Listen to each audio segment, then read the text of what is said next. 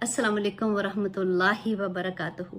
आज हम एक और दुआ सीखेंगे कि जो नबी सल्लल्लाहु अलैहि वसल्लम सजदे की हालत में मांगते थे, क्योंकि नबी सल्लल्लाहु अलैहि वसल्लम ने फरमाया कि इंसान सजदे की हालत में अपने रब के सबसे ज़्यादा करीब होता है और वो दुआ की कबूलियत का वक्त होता है। और हमें ये भी बताया गया कि नबी सल्लल्लाहु अलैहि वसल्लम ने फरमाया था कि सजदे में और रुकू में कुरान पढ़ने से मुझे मना किया गया है। तो अब हम कौन सी दुआ पढ़ें?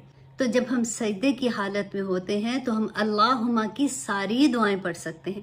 और अगर कुरान की दुआएं हैं, जैसे फॉर एग्जांपल रब्बी ज़िदनी इल्मा हम पढ़ते हैं, तो उससे पहले अगर हम अल्लाहुम्मा लगा देते हैं कि अल्लाहुम्मा रब्बी ज़िदनी इल्मा, तो हम ऐसे दुआ भी मांग सकते हैं। अबू हुरैरा रदी अल्लाह अन्हु बयान करते हैं कि नबी सल्लल्लाहु अलैहि वसल्लम अपने सजदे में ये दुआ मांगा करते थे, अल्लाहुम्मा अग़फ़िरली ज़म्बी कुल्लहू, ए अल्लाह बख्श दे मेरे तमाम गुनाहों को, दिक्कहू व जिल्लहू, छोटे और बड़े गुनाह, व अव्वलहू व आखिरहू, और मेरे अगले और पिछले, व अलानियतहू व सिर्रहू, और मेरे खुले और छुपे हुए सारे गुनाहों को माफ कर दे। अब देखिए कि नबी सल्लल्लाहु अलैहि वसल्लम तो मासूम थे, वो तो कोई गुनाह नहीं करते थे, लेकिन हम अपने नफल और अपनी सुन्नत में जो दुआएं आपको याद हैं अल्लाहुम्मा की, वो सारी की सारी आप पढ़ सकते हैं। और अगर आप कुरान की दुआएं पढ़ते हैं तो आप अल्लाहुम्मा पहले लगा दीजिए, जैसे अल्लाहुम्मा रब्बना आतिना फिद दुनिया हसनतम व फिल आखिराती हसनतम व किना अज़ाबन्नार।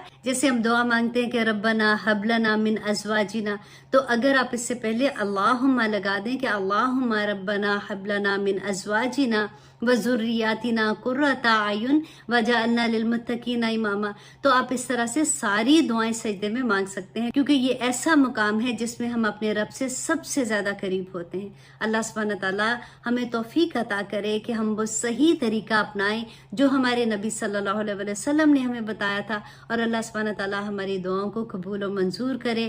आमीन सुम्मा आमीन। अस्सलाम वालेकुम वरहमतुल्लाहि वबरकातुहू।